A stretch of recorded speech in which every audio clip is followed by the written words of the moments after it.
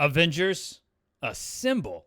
Welcome back to Sanders Presents. I'm Greg, and if you're enjoying the content we're producing, please consider following that link in the description below to become an Avenger today by joining our Patreon. We have two tiers available, a $3 tier and a $5 tier. At that $5 tier, you become an Avenger Premium member, and as a founding Avenger, you will make it onto our Avenger Memorial Hall of Fame. And I want to thank Fairy Cake Ed, One Shot, One Kill, Treasure Valentine, and Fishy for supporting us, and I want to thank all of my patrons for supporting the channel. Thank you so much. Now, let's get into today's topic.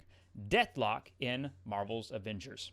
Now, as always, and as I really always continuously want to point out and be as transparent and clear as possible, this does not denote anything current. This does not denote a current build of the game. This does not denote that Deathlok wasn't canned. This does not denote that Deathlok wasn't a part of a previous build, and again, he was shelved or canceled or thrown away or discarded or put on the back burner.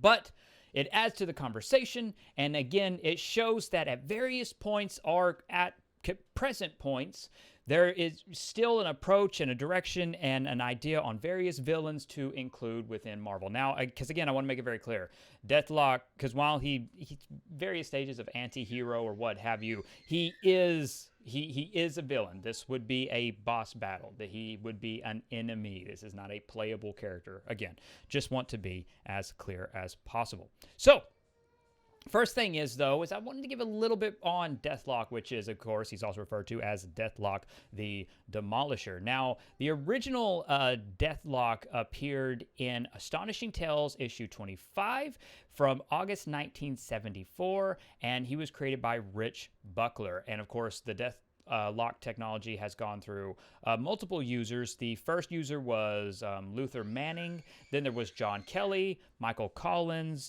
Jack Truman, and then there was Henry Hayes and Gemma Simmons. And then the TV show had Agents of S.H.I.E.L.D. had its own version of Deathlok, and that was Mike Peterson. So, again, he's a character.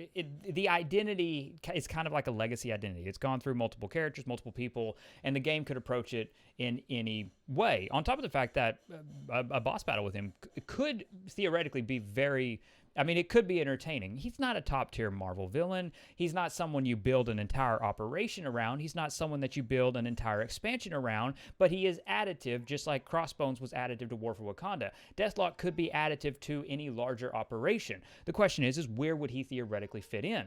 Now, that then leads us to look at, again, my own roadmap predictions. For the sake of argument, for the sake of this channel, you will see me continue to refer to my own roadmap predictions. I'm going to base my own guidelines and my own discussions off of my predictions of the roadmap. So that's She-Hulk, that's Winter Soldier, and that's Captain Marvel.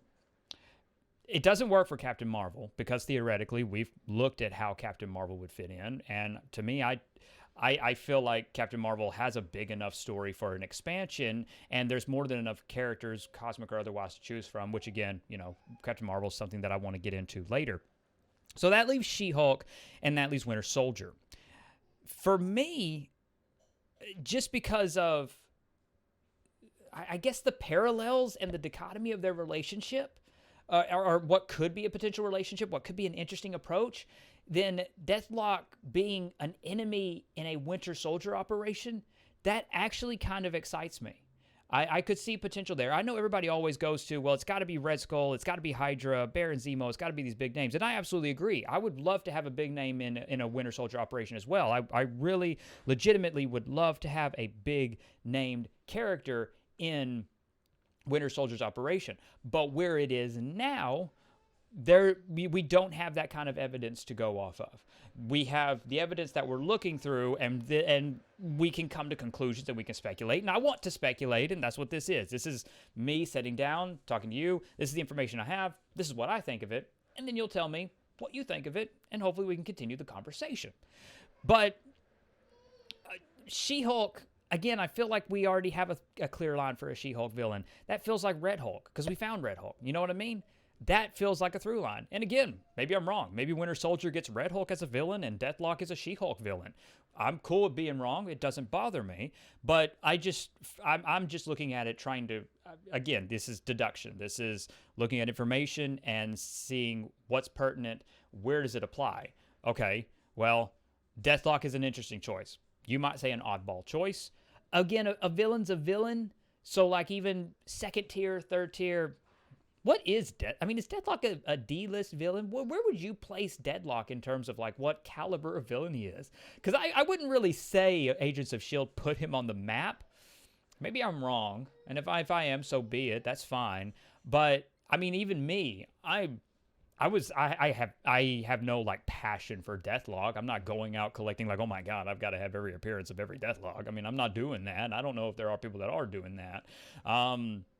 If you are, more power to you. Like, if you watched Agents of S.H.I.E.L.D. and you hit and you were like, oh my god, I love Deathlok, he's better than everybody, and you went out there and you got the Deathlok action figures and you got the Deathlok custom, 6th scale figure, and you got the, and you went and you made Deathlok pixel art, and you went for it, then, but hey, more power to you, brother. Right on. You celebrate your favorite character. You got Deathlok tattooed on your ass. That's great. But he's not a significant villain. He's not going to be a headline. At least in my mind, he's not going to be a headline. Like, you don't lead with, hey, here it is. Here's your next big operation. The main villain is Deathlok. It'll be interesting if they do that. This video, like, watch that happening. But again, that's fine. I think you can celebrate all these. I think you can celebrate multiple villains across the Marvel universe. I think Marvel's Avengers can take an approach to these characters, can find unique ways to tell stories with them. I believe that absolutely. I believe that 100%. The question is, where does he fit? That's what she said. And again, basing it off my own roadmap predictions, it feels like a Winter Soldier. Especially if it's 2022. But again, as a continuous reminder, because I always want to make sure we're on the same page, especially if you're clicking around. You're clicking through the video, you're not watching the whole thing. You know what I mean? If you're doing that, you missed anything, I want to be very clear. He could be canceled. This could be nothing. This could legitimately be absolutely nothing. And that's fine. Again, that is the way of development. You work on multiple things, you go on with it, you go on about your business. I absolutely respect that. But for the sake of argument, if he is coming, if he is going to be a part of something, where does he fit in? And I know some people are going to say, well, hey, what about War Machine? And I'm still on the fence about War Machine, honestly.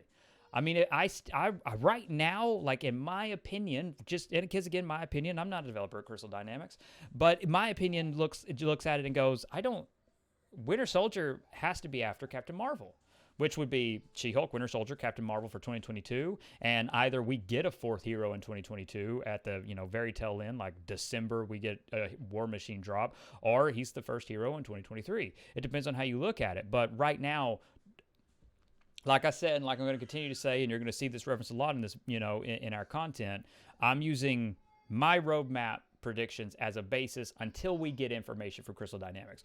Once we have a roadmap from Crystal Dynamics, we'll reevaluate this information. We'll look at what they have. We'll look at what they're working on. And I hope there are surprises. I do. I legitimately hope there are surprises. I like being surprised.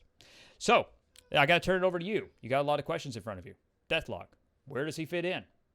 Or does he just drop on his own? Because I think that'd be a nice surprise. Hey, bam, new villain sector, Omega level threat, whatever. Deathlok.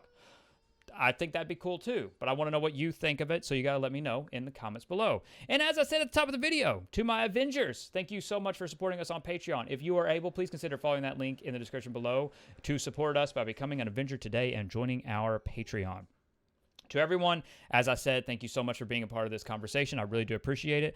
Please consider, before you go, liking the video, subscribing to the channel if you haven't already, and just sharing this content. It all helps immensely with YouTube's analytics and algorithms. When you watch and then you like and subscribe, it lets YouTube know, hey, the audience that is watching likes what they're watching, so we'll recommend it ourselves to other random people across the internet. So we do appreciate it. Above all else, and most importantly, stay safe, take care of others, and have an absolutely wonderful day. Bye, everyone.